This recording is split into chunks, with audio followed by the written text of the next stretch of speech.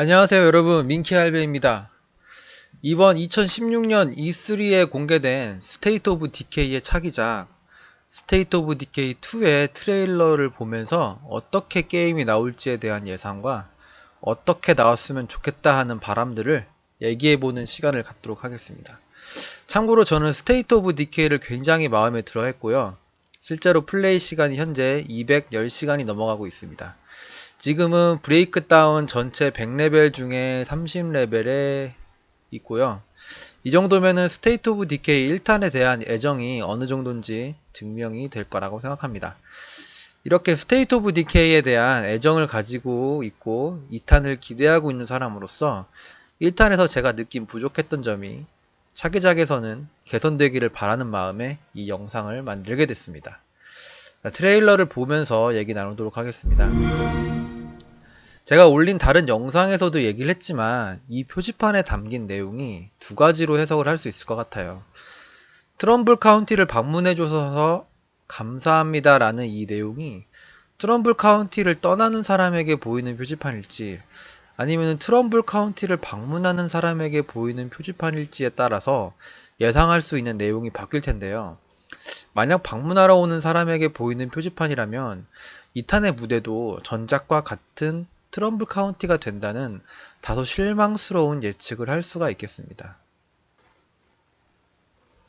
나 혼자 볼 때는 몰랐는데 지금 정지해놓고 보니까 여기 컴백순 있잖아. 나가는 사람한테 보이는 표지판이잖아. 그럼 제 첫 번째 우려는 일단 해결이 되네요. 2탄의 무대는 트럼블 카운티를 벗어난 지역으로 볼 수 있겠습니다. 나이스.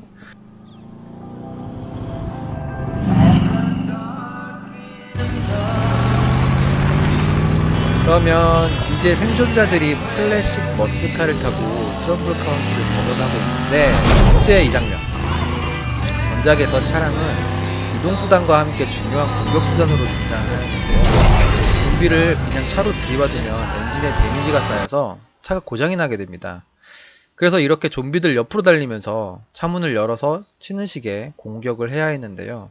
이건 단순한 꼼수가 아니라 제작자의 의도가 들어간 공식적인 설정이라고 봐야 합니다. 이유는 브레이크다운에서 영웅 캐릭 중 하나인 레이 산토스를 해금하는 미션에 차문으로 좀비 250마리를 처리하는 미션이 있기 때문입니다. 하지만 저는 개인적으로 이 행위는 바람에 대한 저항과 좀비와 부딪힐 때의 충격량 때문에 도저히 현실에서는 있을 수 없는 비현실적인 내용으로 보고 있습니다.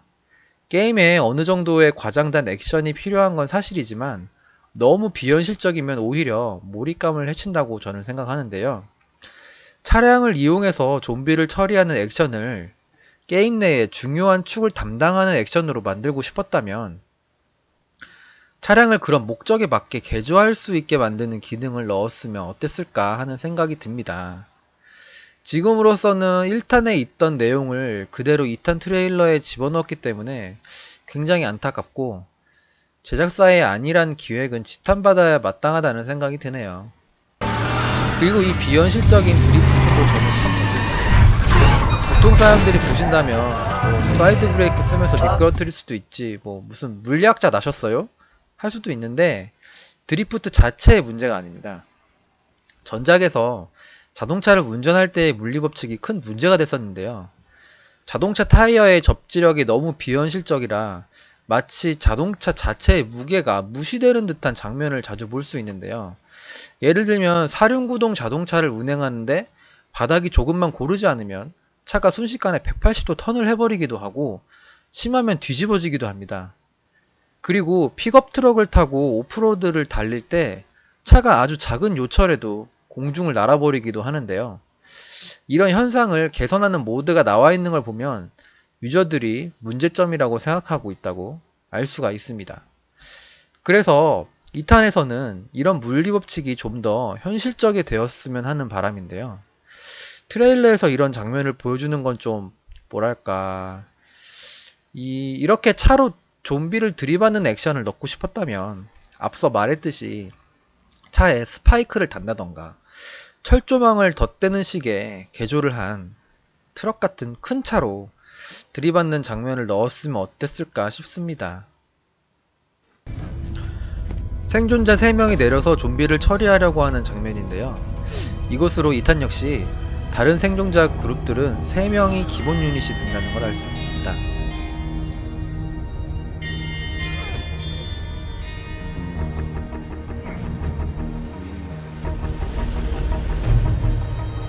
자, 여기서부터의 영상이 실제 플레이 영상일 거라고 예상되는데요. 이번 작은 얼리얼 엔진 4를 이용해가지고 제작을 했다고 해서 그래픽적으로 굉장히 기대가 됩니다.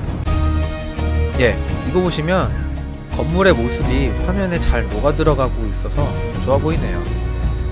바닥의 풀의 모습도 전작과 비교하면 하늘과 땅 차이입니다. 건물 안의 광원도 훨씬 좋아 보이고요.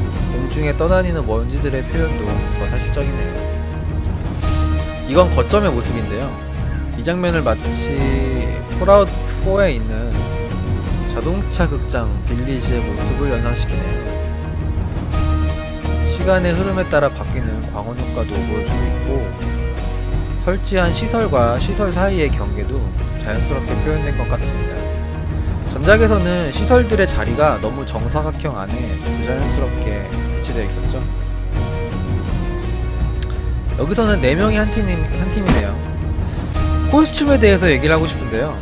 전작에선 다양한 무기들이 구현되어 있었기 때문에 커스터마이징 요소가 있었는데, 옷에 대한 커스터마이징이 전혀 없고 캐릭터들도 다 일정한 패턴 안에서의 랜덤 생성이었습니다. 여자 캐릭터들은 얼굴이 다 똑같고 헤어스타일도 굉장히 한정적이었는데요. 제가 진짜 바라는 점이 바로 캐릭터 외형 커스터마이징입니다.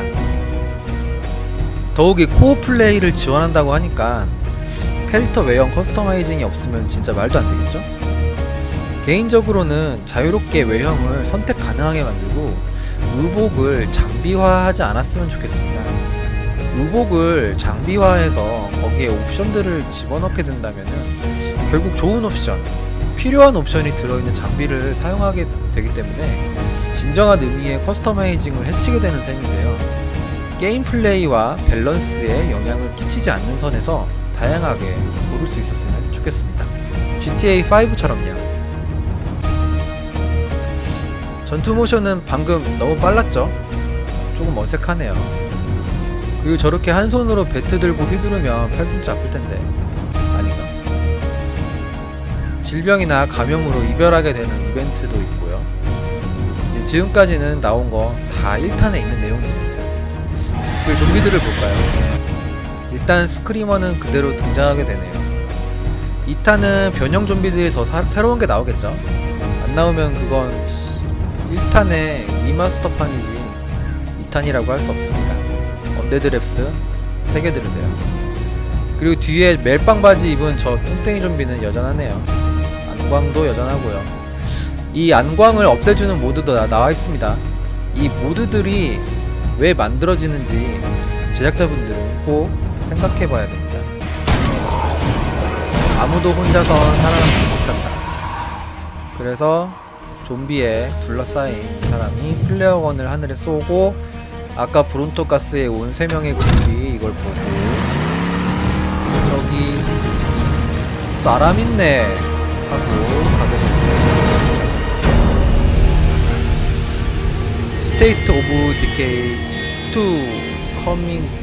와, 2017이야? 와, 너무 멀다. 끝으로 정리를 좀 하자면 2탄의 이 트레일러 자체는 최악이다. 그냥 영어로 하면 썩하다 정도로 얘기를 하고 싶습니다. 일단 이유는 첫째, 2탄 트레일러인데 1탄에 있는 플레이를 그대로 보여준 것밖에 없다. 둘째, 거기에 개선된 점이라고는 새로운 엔진과 새로운 플랫폼이 주는 그래픽적인 향상밖에 없다. 셋째, 개선되거나 추가가 되길 바라는 팬들에게 보여주는 게 전혀 없다 라고 할 수 있겠네요.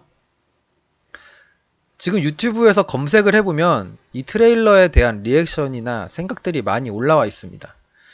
1탄이 그래도 나름 평가가 좋았던 게임이지만 부족한 점 또한 많았기 때문에, 특히 멀티플레이 기능이요. 그래서 기대가 큰 게임이라는 거를 증명하고 있죠. 너무 큰 실망하지 않게끔 제작자는 플레이어들의 목소리에 귀를 기울이고 환호할 만한 차기 트레일러가 나오기를 기대합니다. 지금까지 민키 할배의 스테이트 오브 디케이 2탄 트레일러에 대한 썰이었습니다. 시청해주셔서 감사합니다.